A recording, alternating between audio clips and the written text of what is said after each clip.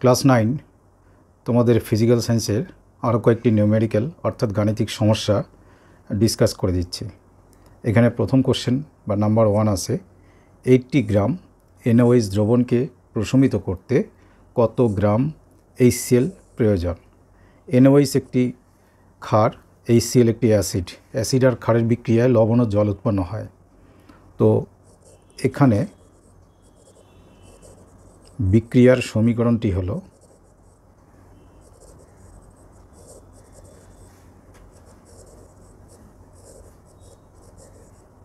আমরা সমীকরণ লিখে নিচ্ছি NaOH প্লাস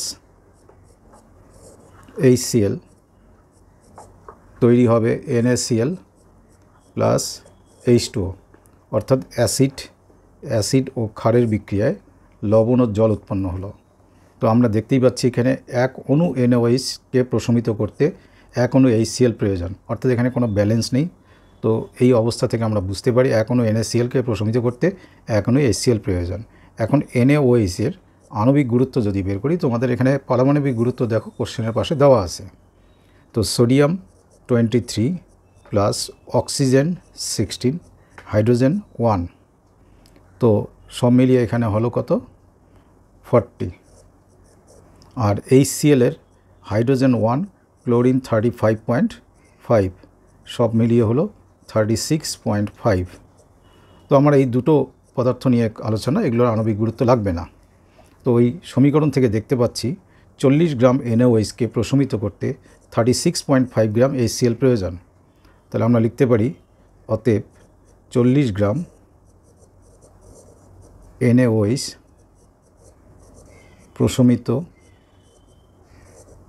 হয় 36.5 গ্রাম HCl দিয়ে। তোমরা যে কোনোভাবে সেন্টেন্সটা লিখতে পারো, অর্থাৎ HCl-এর প্রয়োজন কত 36.5 গ্রাম। তো দেয়ারফর 80 গ্রাম NaOH প্রশমিত হয়।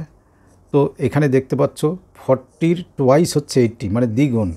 তো আমরা এটা দ্বিগুণ করব 36.5-কে ইন্টু 2 এত গ্রাম HCl দিয়ে। তো এটা তো আসছে 73 গ্রাম HCl দিয়ে।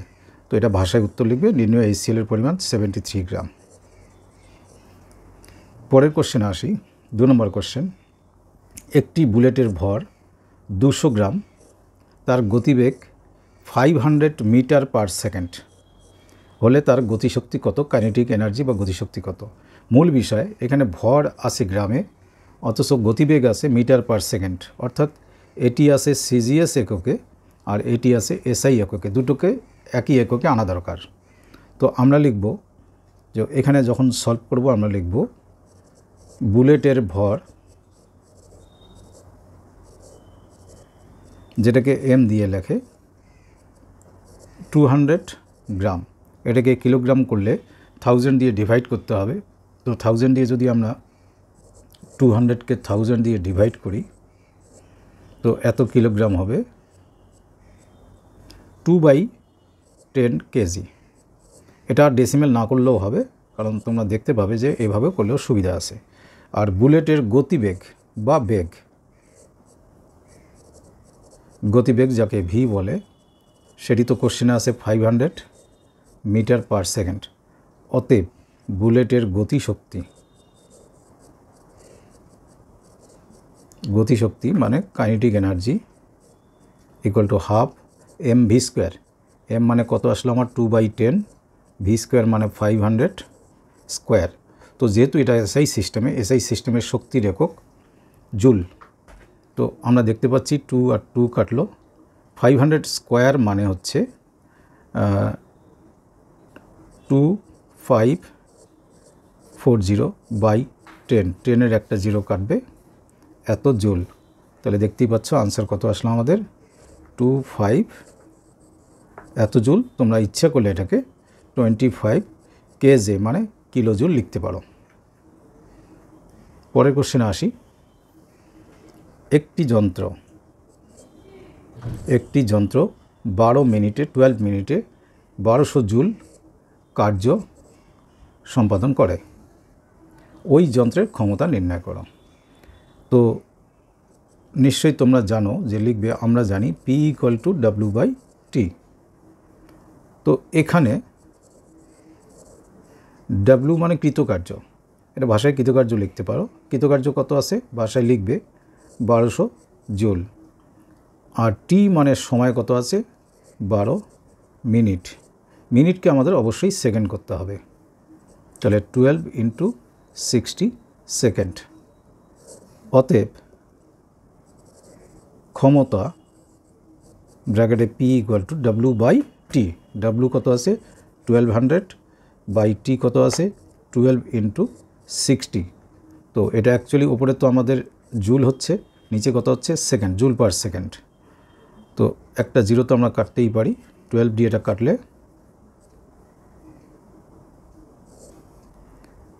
12 দিয়ে কাটলে এটা 10 হচ্ছে। তো 10/6 জুল পার সেকেন্ড মানে কি লিখতে পারি ওয়াট।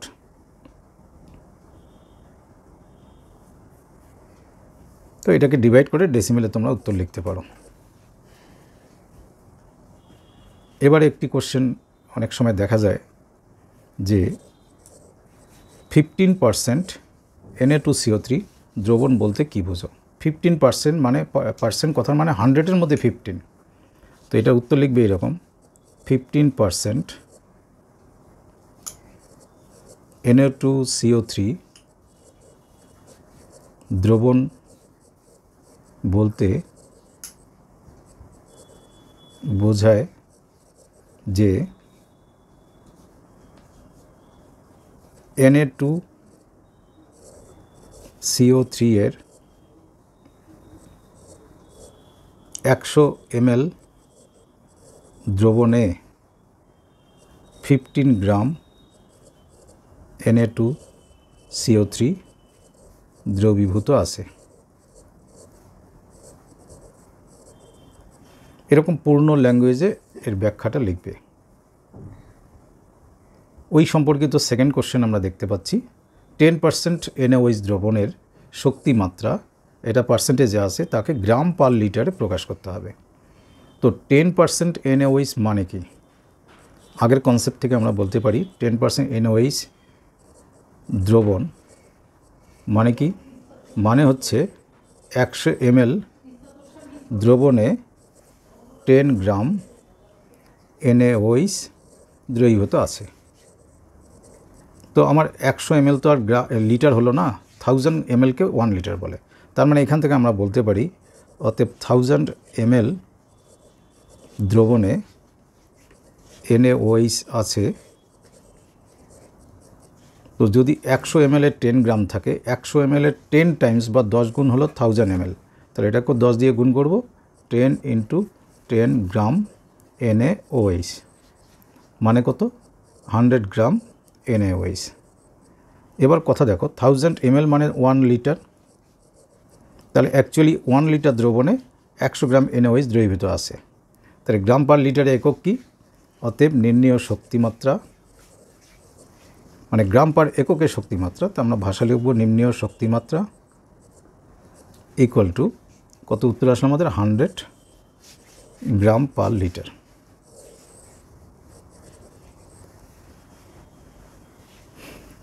নেক্সট কোশ্চেন 6 নম্বর, একটি মোটর প্রতি মিনিট পার মিনিট মানে 60 সেকেন্ডে 2500 কেজি জল 10 মিটার উপরে তোলে, মোটরটির ক্ষমতা নির্ণয় করো। তো শুরুতে আমরা করব কি, এখানে কৃতকার্য যেটাকে W বলে, W = mgh। যখন কোনো বস্তুকে উপরে তোলা হয় সেক্ষেত্রে কৃতকার্য হচ্ছে বস্তুর ভর অভিকর্ষজ ত্বরণ ইন্টু উচ্চতা। তো আমাদের ভর কত এখানে 2500 কেজি, জি মানে হচ্ছে SI পদ্ধতিতে জি 9.8, আর এইচ মানে কত উচ্চতায় তোলা হয়েছে ইন্টু 10 মিটার উচ্চতায়। তো কৃতকার্য মানে হচ্ছে কার্যের একক, শক্তির একক একই হবে। তো এখানে কী লিখবো আমরা এককটা জুল। তো এটা ইন্টু করলে যেটা পাওয়া যায় তোমরাও ইন্টু করে দেখো, 245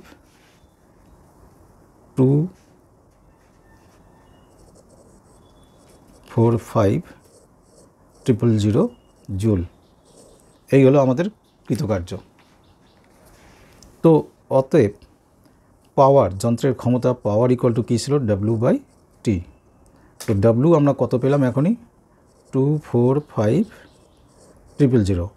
টি মানে আছে প্রতি মিনিট, প্রতি মিনিট মানে আমরা কী লিখব, 60 সেকেন্ড। তাহলে উপরে একক জুল, নিচে কী আসলো, সেকেন্ড, তার মানে জুল পার সেকেন্ড। 60 দিয়ে এটাকে ডিভাইড করলাম, মানে 0 0 কাটলাম।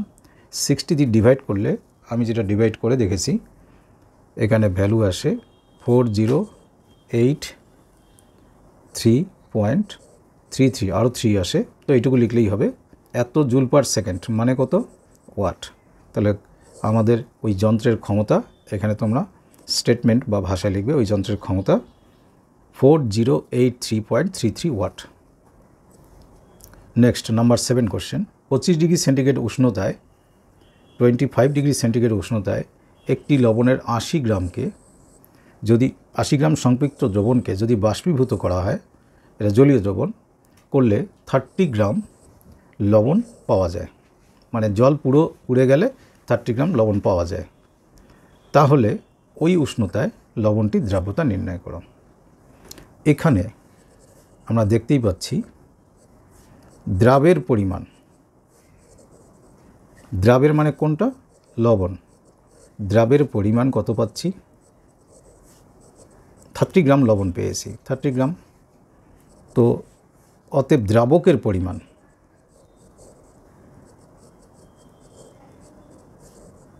অ্যাকচুয়ালি দ্রবণটা কত গ্রাম নেওয়া হয়েছিল, 80 গ্রাম। এই দ্রবণের মধ্যে জল এবং লবণ একসঙ্গে ছিল, সেখান থেকে আমরা লবণ যদি মাইনাস করি, 50 - 30 গ্রাম, তার মানে 50 নয়, 80 - 30 গ্রাম, মানে আমরা দ্রাবক, অর্থাৎ দ্রাবক মানে এখানে কী আছে, দ্রাবক হিসাবে কী ছিল, জল, জল পেলাম 50 গ্রাম।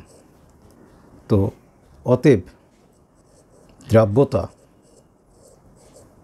ইকুয়াল টু দ্রাবের পরিমাণ গ্রামে, এখানে আসবে দ্রাবের পরিমাণ গ্রামে, যেটা আমাদের ক্যালকুলেশনে আসছে কি 30, নিচে আসবে দ্রাবকের পরিমাণ গ্রাম এককে, সেটা কত এসেছে 50, আর ইনটু কত আসবে 100। তো এই হলো দ্রাব্যতার ফর্মুলা।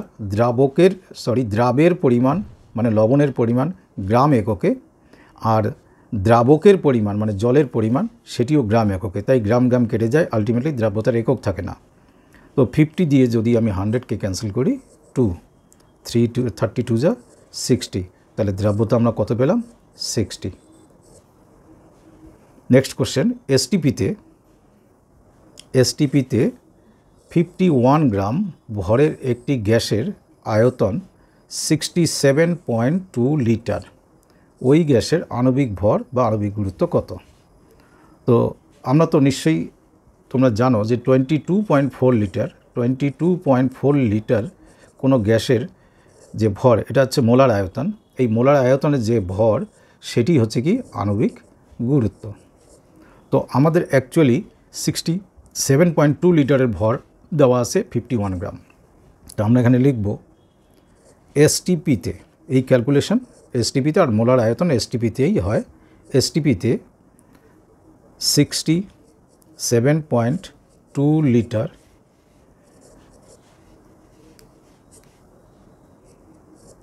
গ্যাসের ভর আমরা কত পেলাম, 51 গ্রাম। অতএব 1 লিটার গ্যাসের ভর পাবো কত, 51/67.2 গ্রাম। আমাদের মোলার আয়তন কত, 22.4 লিটার। তাহলে লিখব অতএব 22.4 লিটার গ্যাসের ভর, এই গ্যাসের ভর যা আসবে সেটি হবে আমাদের আণবিক গুরুত্ব।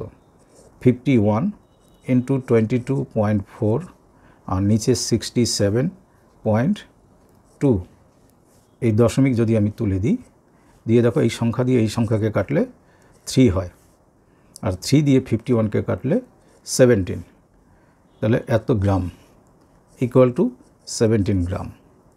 আর মোলার আয়তন হিসেবে আমরা কি জানি, এত লিটার গ্যাসের ভরকেই কী বলে, আণবিক গুরুত্ব। সেটা কততে, এসটিপিতে। তাহলে আমরা লিখব অতএব গ্যাসটির আণবিক ভর বা আণবিক গুরুত্ব ইকুয়াল টু 17। এখানে একটি বিষয় লক্ষ্য করো, আণবিক ভর যখন আমি লিখেছি তখন গ্রাম লিখব না, কিন্তু আমাদের ক্যালকুলেশন আসবে গ্রামে। এটা বিশেষ করে মনে রাখবে, আণবিক ভরের কোনো একক হয় না।